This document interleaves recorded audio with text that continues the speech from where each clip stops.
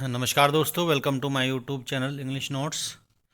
आज फिर मैं नवनीत सिंह आपका अपने यूट्यूब चैनल में स्वागत करता हूं और आपको बताना चाहता हूं कि आज हम लेसन 10 शुरू कर रहे हैं और ये लेसन 10 हनीशक्ल से है, क्लास 6 का, द बैनियन ट्री। तो चलो फ्रेंड्स, शुरू करने से पहले रिक्वेस्ट करता हूं कि आप मेरे चैनल को सब्सक्राइब करें और वीडियो को जितना ज़्यादा हो सके शेयर करें और लाइक करें।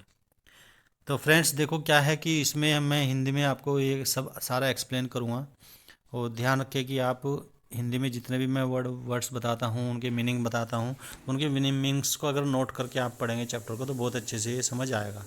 चलिए फ्रेंड्स, शुरू करते हैं। बिफोर यू रीड से शुरू कर देते हैं। Have you seen a mongoose, यानी कि क्या आपने एक मंगूज को देखा है, नेवले को देखा है। You have read in lesson 9 that A mongoose can't fight and with and kill a snake, यानी कि जो एक नेवला होता है वो एक सांप से लड़ता है। Can fight with a snake, उससे लड़ सकता है और उसे मार भी देता है। तो look at the pictures and read the this line given along with them. अब यहाँ पे ये पिक्चर देखो आप, और ये जो उनके साथ में लाइन दी गई है उनको भी पढ़ें आप। द बैनियन ट्री चैप्टर का नाम है। शुरू करते हैं friends. The fight of the cobra and the mongoose is a classic drama often seen in India, यानी कि जो फाइट है, लड़ाई है कोबरा में और नेवला में, एक ये क्लासिक ड्रामा की तरह से यहाँ पर है इंडिया के अंदर, यानी कि एक ड्रामा नाटकीय ढंग से होती है। And the outcome is largely the same, यानी कि जो आउटकम है, यानी कि जो रिज़ल्ट है इसका, वो लगभग बड़े तौर पर एक ही होता है। क्या रिजल्ट होता है इसका? आउटकम का मतलब होता है रिजल्ट, परिणाम। The mongoose is not immune to the venomous bite. Venomous का मतलब होता है पॉइजनस, यानी कि जो जिसमें जहर होता है। जो सांप की जो जहर वाली बाइट होती है, जो उसका काटना होता है, ऐसा नहीं है कि वो उसको हरा सकता है या जहर उसे चढ़ नहीं सकता है। वो इम्यून नहीं है उसके लिए। इम्यून का मतलब उसे रोक नहीं सकता है जहर को चढ़ने से। But is faster and quicker in motion than the snake, लेकिन वो सांप से ज़्यादा फुर्तीला है। क्विकर इन मोशन, यानी कि सांप से फुर्तीला है। The cobra assumes A posture of defence. Cobra जो है वो डिफेंस की पोस्चर ले लेता है। डिफेंस का मतलब होता है वो रक्षात्मक रवैया अपनाता है कि बस मुझे बचना है। वो अटैकिंग रवैया नहीं अपनाता है। अगर वो अटैकिंग रवैया अपनाता है तो शायद वो जीत जाए।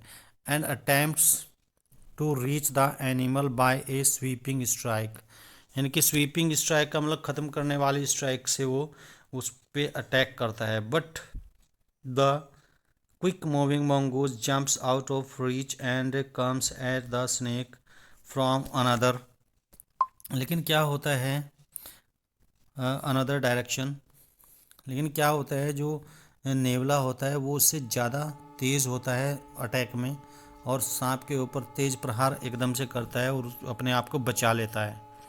स्नेक फ्रॉम अनदर डायरेक्शन, दूसरी डायरेक्शन में वो बचा लेता है अपने आप को।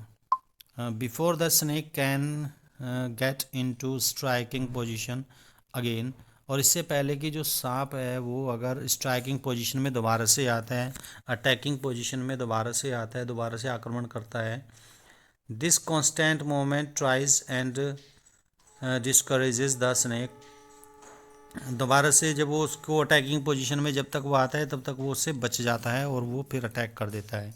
तो ये क्या करता है कि जो स्नेक है, कांस्टेंट मूवमेंट जो होता है, ये ट्राइज डिस्करेजेस स्नेक, स्नेक को डिस्करेज कर देते हैं, हतोत्साहित कर देते हैं, यानी कि वो अपने हार मानने की कगार पर होता है, किनारे पर होता है। And the mongoose is finally able to leap in close and bury its teeth in the snake's neck, और फाइनली क्या होता है, जो नेवला होता है वो उस पर जंप करने में सक्षम हो जाता है, उसके पास आता है और अपने दांतों को उसकी गर्दन में घुसा देता है।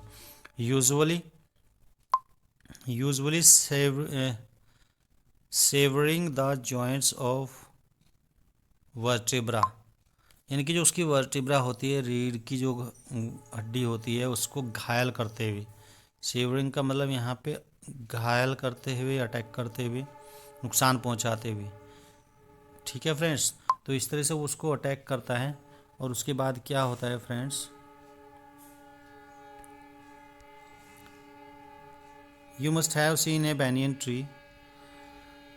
अब यहाँ पे बैनियन ट्री का वो जो वास्तविक लेसन है वो शुरू होता है। आपने एक बैनियन ट्री देखा होगा, you must have seen A banyan tree. Banyan का मतलब होता है बरगद का पेड़। This is a story about what the author saw, और ये उसी स्टोरी के बारे में है जो उस लेखक ने देखी है।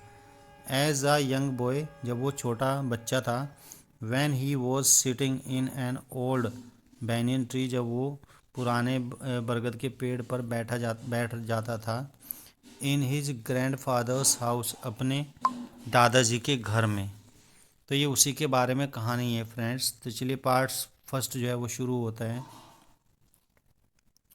Though the house and grounds belonged to my grandparents, the magnificent old banyan tree was mine।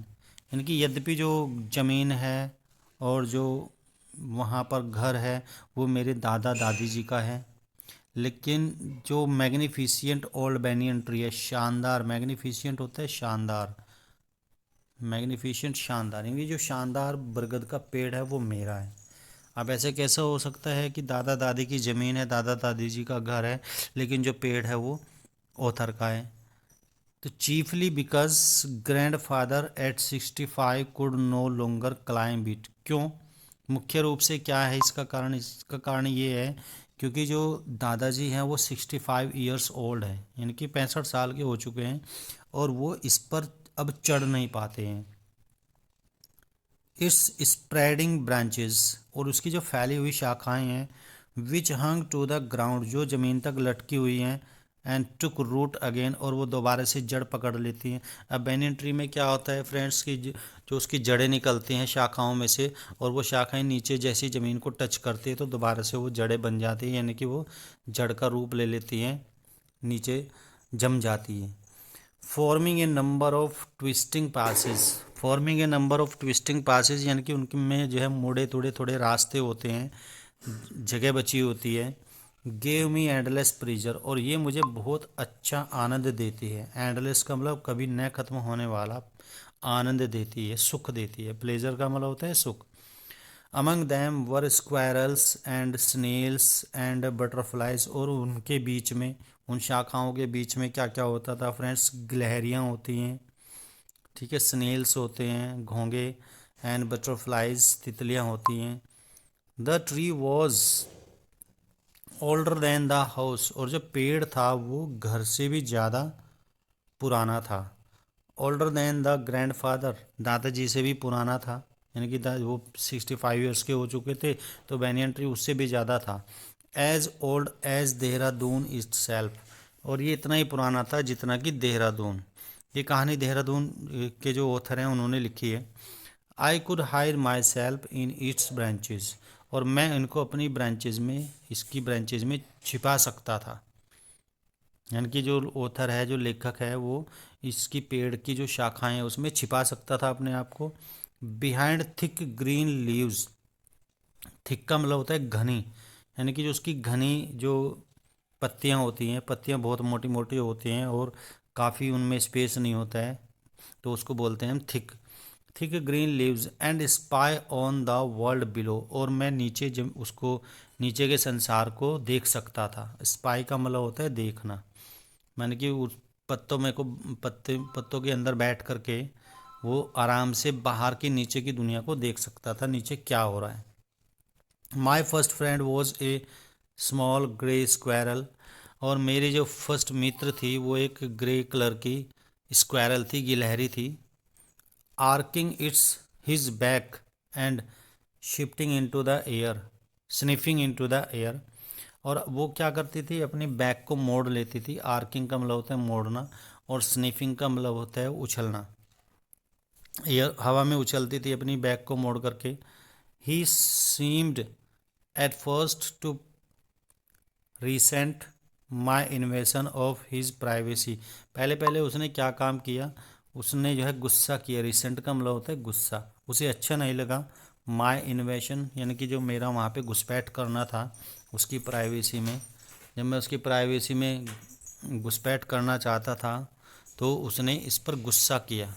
But when he found that I did not arm my self with catapult और एयर गन, लेकिन जब उसने देखा कि मेरे पास कोई भी catapult का मतलब गुलेल, ना मेरे पास कोई गुलेल है, ना कोई मेरे पास हथियार है, तो I did not arm my self, मेरे पास कोई हथियार नहीं है। And when I started bringing him PCs of cake and biscuit, और जब मैंने उसको केक और बिस्किट के टुकड़े लाने शुरू कर दिए, ही ग्रीव क्वाइट बोल्ड, वो बहुत बहादुर हो गई। And was soon taking morsels from hand, और अपने आप ही वो रोटी के टुकड़े मेरे हाथ से उठाने लगी।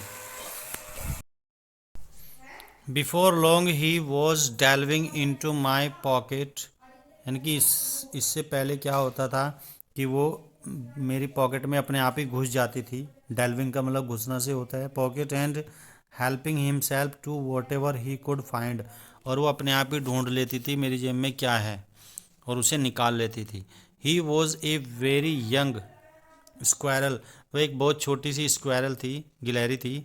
And his friends and relatives, और उसके जो फ्रेंड्स हैं और रिलेटिव्स हैं, प्रोबेबली थॉट हिम फुलिश, मतलब प्रोबेबली संभवतः उसे जो वो है वो मूर्ख समझते थे। And hand strong for trusting a human, और क्योंकि वो मेरे ऊपर यानी कि ह्यूमन बीइंग के ऊपर वो विश्वास कर रही थी, इसलिए उसे हैड स्ट्रॉन्ग यानी कि हठी भी समझते थे, जिद्दी भी समझते थे और मूर्ख भी समझते थे। ये प्रोबेबली संभवतः हो सकता है, ज़रूरी नहीं है कि ऐसा समझते हो।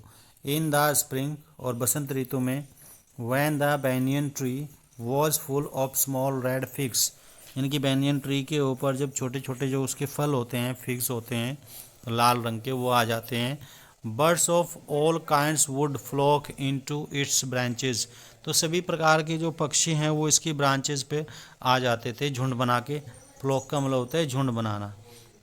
द रेड बॉटम्ड बुलबुल, अब ये यहाँ पे दिया है कि किस तरह के पक्षी वहाँ पर आते थे फ्रेंड्स, कौन कौन से पक्षी वहाँ पर आया करते थे।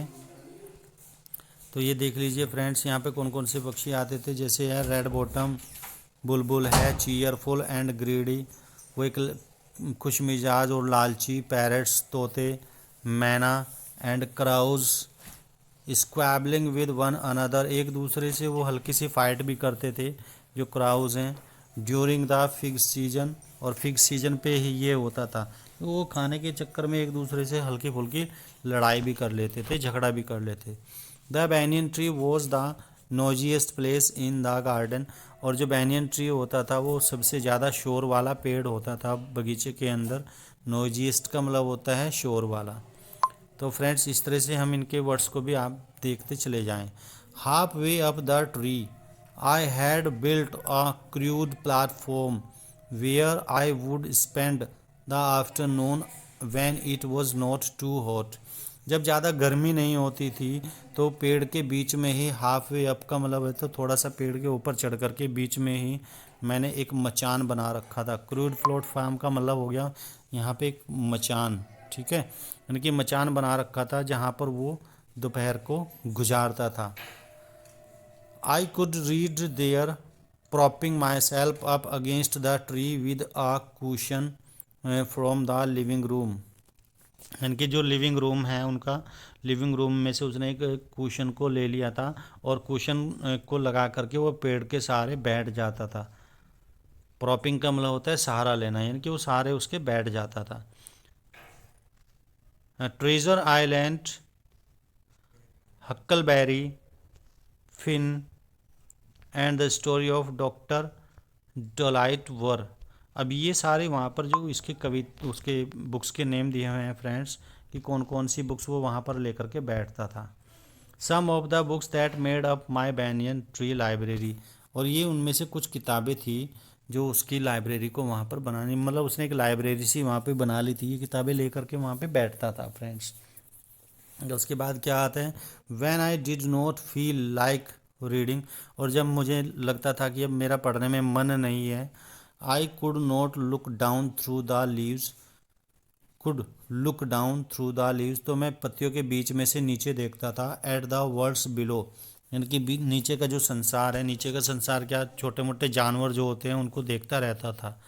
And on the particular afternoon, और एक विशेष, पार्टिकुलर का मतलब होता है विशेष, जो दोपहर थी, I had a grand stand view of that classic of the Indian Wilde's, a fight between a mongoose and a cobra.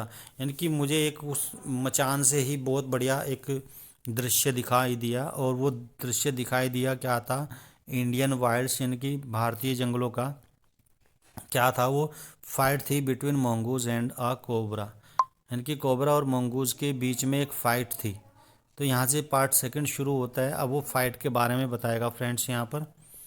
तो the warm breezes of approaching summer had sent everyone, यानी कि जो हल्की हल्की सी गर्म हवा थी दोपहर की, ठीक है, वो उसने सबको एक तरह से खुशबूमय कर दिया था। सेंट का मतलब है यहाँ पर कि वो सबके पास बिल्कुल खुशबू बिखेर दी थी, इंक्लूडिंग द गार्डनर, और यहाँ तक कि जो गार्डनर था वहाँ पर माली था, इनटू द हाउस, घर में भी। I was feeling drowsy myself, और मैं भी थोड़ी सी नींद में को महसूस कर रहा था। ड्राउसी का मतलब नींद, मतलब सोने वाल की तरह से मुझे लग रहा था, नींदरा सी आ गई थी। Wondering if I should go to the pond and have a swim with Ramu and the buffaloes. और वंडरिंग, वंडरिंग का मतलब आश्चर्य हो रहा था कि इफ़ आई शुड गो, कि मुझे जाना चाहिए तालाब में जहाँ पर जो रामू है और जो भैंसें हैं वहाँ पर उसमें तैर रही थी, नहा रही थी। यानी कि जो सब पास में तालाब होता था तो वहाँ पे नहा लिया करता था। पहले गांव में ऐसे ही होता था, तालाब का पानी साफ़ होता था फ्रेंड्स, तो बच्चे और जो बफेलोज थी वहीं पे साथ साथ वो नहाते थे, स्विम करते थे, गाय भैंसों को नहलाते थे और अपने आप भी नहाते थे। तो when I saw a huge black cobra gliding out of a clump of cactus, कि तभी मुझे क्या हुआ कि मुझे एक काला सा सांप दिखाई दिया और वो कैक्टस के झुंड में से निकल करके आ रहा था। क्लम्प ऑफ कैक्टस का मतलब होता है कैक्टस का झुंड, यानी कि कैक्टस का समूह। Eight the same time A mongoose emerged from the bushes and went straight for the cobra, और बिल्कुल उसी समय पे एक mongoose यानी कि नेवला निकल करके आता है झाड़ियों में से, और वो सीधा कोबरा के पास जाता है, कोबरा के अगेंस्ट में खड़ा हो जाता है उससे लड़ने के लिए। In a clearing beneath the banyan tree, clearing का मतलब होता है जी यहाँ पे दिया हुआ है friends, an open space in the forest where there are no trees. Clearing का मतलब जो साफ जगह होती है जहाँ पे कोई पेड़ नहीं होता है। तो इन ब्राइट सनशाइन, यानी कि चमकीली धूप में पेड़ के नीचे जो साफ जगह थी, they came face to face, वो आमने सामने आए। The cobra knew only too well that the grey mongoose 3 feet long was a superb fighter, और जो कोबरा है वो ये पहले से ही जानता था कि जो ग्रे mongoose है, ग्रे कलर का जो mongoose है भूरे रंग का, 3 feet लॉन्ग, लगभग 3 फीट लंबा, वॉज ए सुपर्ब फाइटर, यानी कि वो एक बहुत बढ़िया लड़ाका था, लड़ने वाला था। क्लेवर एंड एग्रेसिव, और वो चतुर भी था और आक्रामक भी था। एग्रेसिव का मतलब होता है जो आक्रमण करने वाला होता है, आक्रामक होता है। But the cobra too was a skilful and experienced fighter, लेकिन जो कोबरा था वह भी एक स्किलफुल था और अनुभवी फाइटर था। स्किलफुल का मतलब होता है वो भी चतुर था एक तरह से। He could move swiftly and strike, वह तेज़ी से मतलब तेज़ी से मूव कर सकता था, अपने मुंह को चला सकता था, तेज़ी से अपने फन को हिला सकता था। And strike with the speed of light, और बिजली की भांति वो आक्रमण कर सकता था। And the sacs behind his long sharp fangs were full of deadly poison, और उसके दांतों में जो फैंग्स थे, यानी कि दांतों के नीचे एक छोटी सी थैली होती है जिसमें पॉइजन भरा होता है, जिस दांतों को हम फैंग्स बोलते हैं और सैक्स बोलते हैं, वो थैली को जो दांत के पीछे लगी होती है। It was to be a battle of champions, यानी कि वो जो थैली थी वो जहर से भरी हुई थी, और ये जो युद्ध होने वाला था वो चैम्पियंस का युद्ध होने वाला था। एक तरह से दोनों दोनों विजेता थे, ऐसा नहीं था कि कोई किसी से कम था। Hissing defines his forked tongue darting in and out, यानी कि हिसिंग डिफियंस, धोखा देने वाली जो उसकी हिसिंग थी। डिफियंस का मतलब होता है रिबेलियन, यहाँ पे दिया हुआ है रिबेलियन रेजिस्टेंस। तो जो रेजिस्टेंस थी उसकी, वो उससे बचाव करने की जो उसकी क्षमता थी। His forked tongue darting in and out, उसकी जो दांत, वो जीभ थी, जीवा थी, जो दो पालियों में बटी होती है जीवा। फोर्कड का मतलब होता है इस तरह से होती है फ्रेंड्स वो जीव इस तरह से, तो इसे फोर्कड बोलते हैं। तो वो बाहर आ रही थी और जा रही थी। The cobra raised 3 of his 6 feet of the ground, उसने अपने आगे का जो पार्ट था वो 3 फीट ऊंचा उठा लिया, जबकि वो 6 फीट अपने आप था, और ग्राउंड से वो 3 फीट ऊपर उठ गया। And spread his broad spectacled hood, और उसने अपने स्पेक्टेकल्ड, उस पर स्पेक्टेकल्ड इसलिए बोल रहे हैं कि उस पर इस तरह से बना होता है, तो ये होता है स्पेक्टेकल, यानी कि चश्मे वाला जो हुड होता है, उसका मुंह होता है, वो उसने ऊपर उठा लिया। द मोंगूज बुश्ड हिज टेल, और मोंगूज ने भी अपनी पूंछ को बुश की तरह से कर लिया, झाड़ी की तरह से उसने बाल खड़े कर लिए। The long, sorry friends, the long hair, यानी कि जो लंबे लंबे बाल थे उसके, ऑन हिज स्पाइन टू, अब उसकी कमर के ऊपर, जो स्पाइन बोलते हैं, जो कमर का हिस्सा होता है उसको, तो वो खड़े हो गए थे। Though the combatant were unaware of my presence in the tree, combatants का मतलब होता है योद्धा, यानी कि यद्यपि जो योद्धा थे उन्हें मेरी उपस्थिति का वहाँ पर आभास नहीं था। दे वर अनअवेयर, अनअवेयर का मतलब उन्हें जानकारी नहीं थी। ऑफ माई प्रेजेंस, यानी कि मेरी उपस्थिति की, जो पेड़ के ऊपर मैं बैठा हुआ था। They were soon made aware of the arrival of 2 other spectators, और जल्दी ही उन्होंने जो है भांप लिया था कि यहाँ पर 2 जन और आ गए हैं। Arrival of 2 other spectators, spectators का मतलब होता है दर्शक, यानी कि देखने वाले।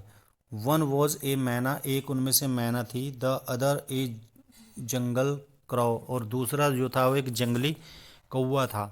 They had seen these preparations for battle, उन्होंने देखा कि ये जो युद्ध की तैयारी हो रही थी, प्रेपरेशंस का मतलब होता है तैयारी।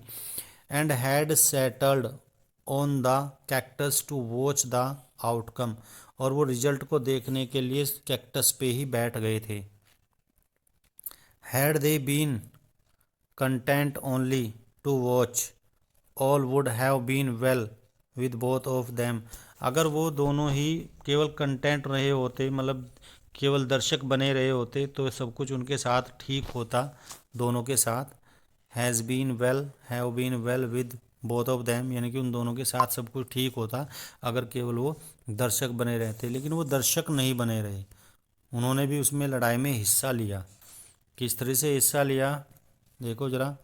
The cobra stood on the defensive swaying slowly from side to side, और कोबरा जो है वो खड़ा हो गया, डिफेंसिव का मतलब रक्षात्मक तरीके से, स्वेइंग स्लोवली मतलब धीरे धीरे वो अपने फन को हिला रहा था, फ्रॉम साइड टू साइड, एक साइड से दूसरी side.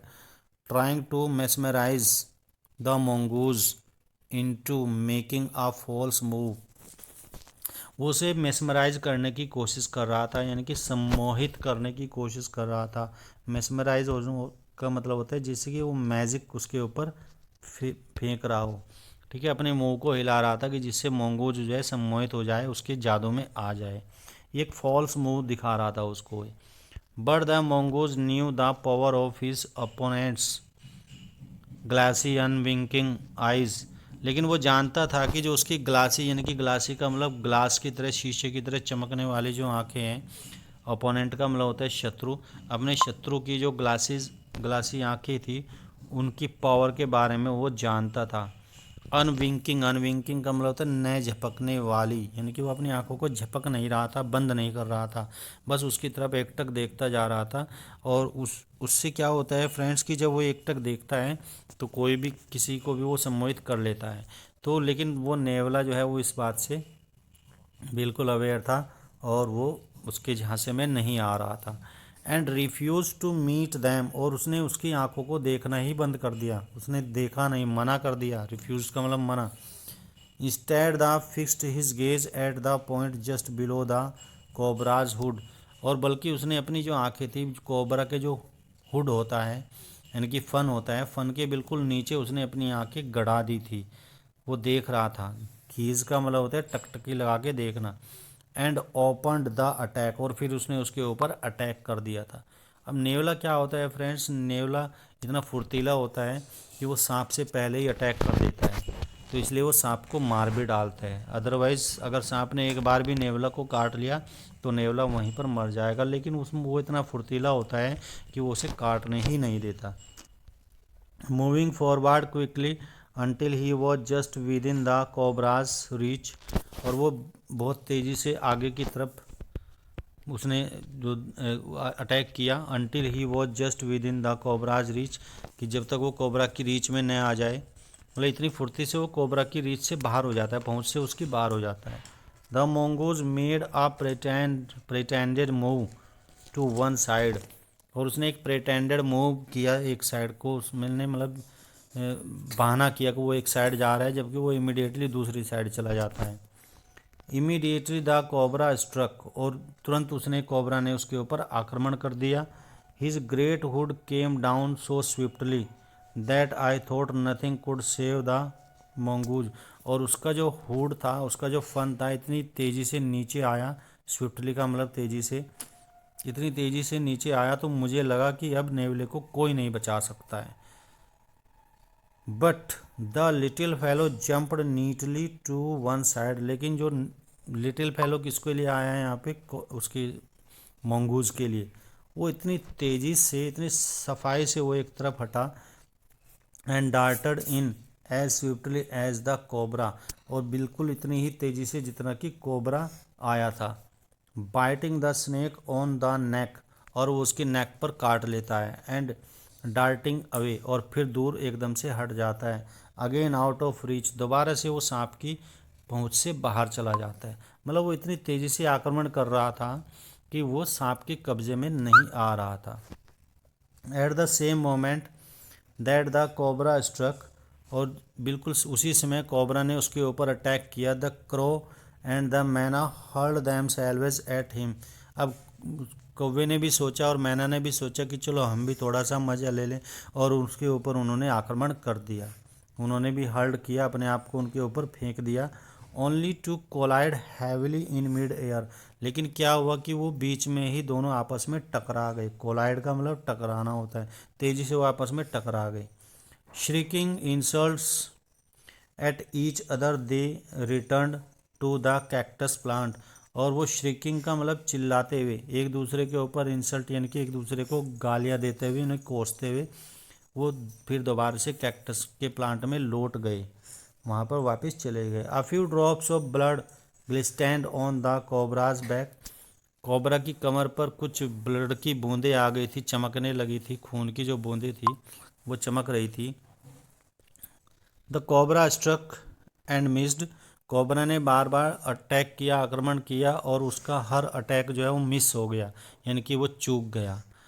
Again the mongoose sprang aside, दोबारा से नेवला जो है एक साइड उछला। स्प्रैंग का मतलब होता है उछला। जंप्ड इन एंड बिट, दोबारा से अंदर की ओर आया और फिर उसने काट लिया। Again the birds dived at the snake, और दोबारा से जो है बर्ड्स ने उनको उसके ऊपर डाइव किया। डाइव का मतलब होता है कूदना। पक्षियों ने आक्रमण किया। Bumped into each other instead, और फिर दोबारा से वो एक दूसरे में टकराए। बम्प्ड का मतलब होता है टकराना, इसके बजाय वो एक दूसरे से टकरा गए। And return shrieking to the safety of the cactus, और फिर वो अपनी सुरक्षा के लिए दोबारा से चिल्लाते हुए कैक्टस में लौट गए। यानी कि वो भी लड़ाई का मज़ा ले रहे थे और लड़ाई में पार्टिसिपेट कर रहे थे, उनके ऊपर आक्रमण कर रहे थे कि चलो थोड़ा सा हिस्सा हमें भी मिल जाए। Friends, the third round followed the same course as the first but with one dramatic difference, लेकिन तीसरा राउंड भी ऐसे ही चला जैसे कि पहला राउंड चला था, दूसरा राउंड चला था, लेकिन क्या हुआ कि थोड़ा सा उसमें नाटकीय अंतर आया। The crow and the myna, crow कौवा और जो मैना थी, still determined to take part in the proceeding, अभी भी वो उसमें पार्ट लेना चाह रहे थे, डिटरमाइंड थे वो भी, मतलब उन्होंने भी निश्चय कर लिया था कि हम भी इस लड़ाई में पार्टिसिपेट करेंगे। डाइव्ड एट द कोबरा, और कोबरा के ऊपर उसने अटैक किया, but this time they missed each other as well as their mark, और इस टाइम भी उन्होंने क्या किया, एक दूसरे को वो मिस कर गए लेकिन टकराए नहीं, ठीक है। As well as their mark, यानी कि वो दोनों एक दूसरे से टकराए नहीं, बिल्कुल बच करके जरा सा निकल गए। The myna flew on and reached ईस्ट पर्च, और मैना दोबारा से जो है अपनी जो पर्च थी, पकड़ थी, वहाँ पर पहुँच गई। But the crow tried to pull up in mid air and turn back, लेकिन जो कौवा था उसने दोबारा से वो मिड एयर में ही उसने जंप कर दिया और फिर वो वापस लौट गया। In the second that it took the bird to do this, the cobra whipped his head back and struck with great force, और इसके जो उसमें टर्न में हुआ, मतलब उसके रिटर्न में क्या किया, सेकंड रिटर्न में उसने पक्षी को ले लिया और पक्षी के ऊपर उसने अपने फन को फेंक दिया, यानी कि उसके ऊपर एक तरह से अटैक कर दिया, और क्या हुआ, बिल्कुल पूरी ताकत के साथ में उससे टकराया। His snout thudding against the crow's body, और जो उसकी स्नाउट थी यानी कि थूथन यानी कि मुंह जो था उसका, फन जो था, उसने उस कौवे की बॉडी से वो टकरा गया। थर्डिंग का मतलब टकराना।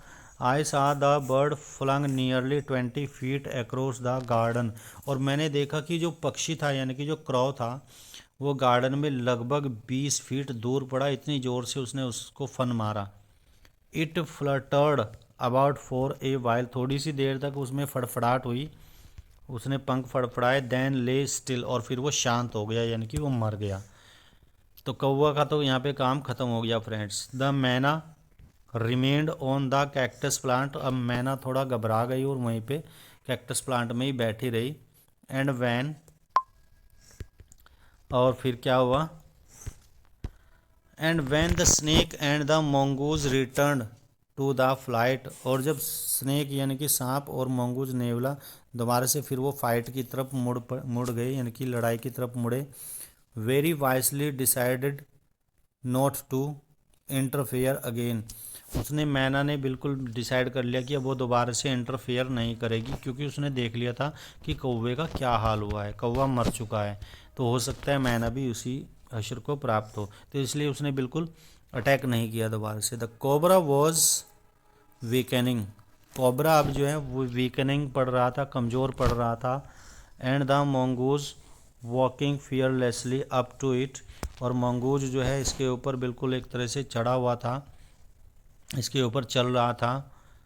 Raised himself on his short legs, वो अपनी छोटी छोटी टांगों पर खड़ा हुआ था। And with a lightning snap had the big snake by the snout, और उसने अपने जो मुंह में उसको पकड़ रखा था एक तरह से, उसके जो बड़ा सा सांप था उसके फन को, उसने फन के ऊपर अटैक कर रहा था। The cobra writhed and lashed about in a frightening manner, अब कोबरा ने जो है वो रिथड़ का मतलब होता है एक तरह से ऐंठन उसमें आ गई थी, और उसने लगभग एक लैस्ड का मतलब अटैक किया दोबारा से उसने ऊपर तेज़ी से, फ्राइटनिंग मैनर एक भयानक तरीके से। And even coiled itself about the mongoose, और इसने अपने आप को मंगूज के ऊपर लपेट लिया। बट टू नो अवेल, लेकिन सब बेकार था। The little fellow hung grimly on, और जो लिटिल फेलो था यानी कि जो छोटा वो था, वो ग्रिमली का मतलब सीरियसली, गंभीरता से। Until the snake had ceased to struggle, तब तक उस पर वो उसको पकड़ करके रखा सीरियसली जब तक वो शांत ना हो गया, यानी कि उसने स्ट्रगल करना छोड़ ना दिया, यानी कि अब सांप भी धीरे धीरे डाउन हो रहा था, वो भी धीरे धीरे मर चुका था। ही देन स्मेल्ट, फिर उसने सूंघा, along its quivering length, he then smelt along its quivering length, gripped it round the hood, फिर उसने उसको पकड़ लिया और पकड़ने के बाद उसको जो उसका जो फन था उसको पकड़ा and dragged it into the bushes, और उसे झाड़ियों में ले गया। यानी कि जब सांप ने स्ट्रगल करना बंद कर दिया और वो एक तरह से बिल्कुल बेहोश सा हो गया, तो उसे लेकर के वो झाड़ियों के अंदर घुस गया। The myna dropped cautiously to the ground, और मैना जो है वो ग्राउंड के ऊपर आई थोड़ा सावधानी से, ठीक है। कॉशियसली का मतलब सावधानी से। हॉप्ड अबाउट, थोड़ी सी उछली। पियर्ड इनटू द बुशेस, और अंदर बुश झाड़ियों के अंदर उसने झांका। फ्रॉम अ सेफ डिस्टेंस, थोड़ी सी सेफ डिस्टेंस से जिससे कि नेवला उसे पकड़ ना ले। And then with a shrill cry of congratulation flew away, और फिर कॉन्ग्रेचुलेशन करते हुए वो वहाँ से एक चीख करते हुए वहाँ से उड़ गई। तो फ्रेंड्स ये यहाँ पर पार्ट ख़त्म हो गया, लेसन ख़त्म हो गया है, और रस्किन बॉन्ड के द्वारा ये लिखा हुआ था। स्लाइटली एब्रिज्ड, थोड़ा सा इसको संक्षिप्त में लिखा हुआ है फ्रेंड्स। चलिए फ्रेंड्स, धन्यवाद आप सब लोगों का वीडियो देखने के लिए, और आप इसको शेयर करें और चैनल को सब्सक्राइब करें। Thank you very much.